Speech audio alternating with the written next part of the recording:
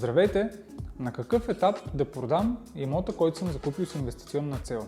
Много хора се чудят дали да продадат на акт 14 или на акт 16. Продажбата на акт 14 има своите плюсове. Тогава трябва да разполагате с много по-малко пари, не е нужно да придобивате имота и може да се включите веднага в друга сделка. Тогава продавате предварителния си договор и правата по него, излизате от сделката и продължавате нататък. Какъв е минусът обаче? Минусът е, че ако предположим, че генерирате печалба от 10 000 евро от кота 0 до акт 14, то печалбата от акт 14 до акт 16 би била 10 или 15 000 евро, защото най-продаваемите апартаменти са ново строителство с акт 16, което значи, че вие потенциално губите тази следваща печалба, ако не успеете да намерите друг проект, в който да се включите.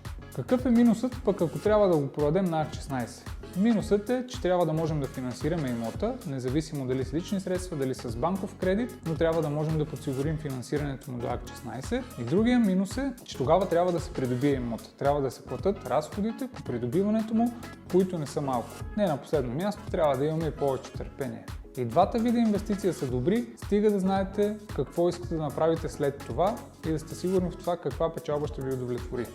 Поздрави и хубав ден!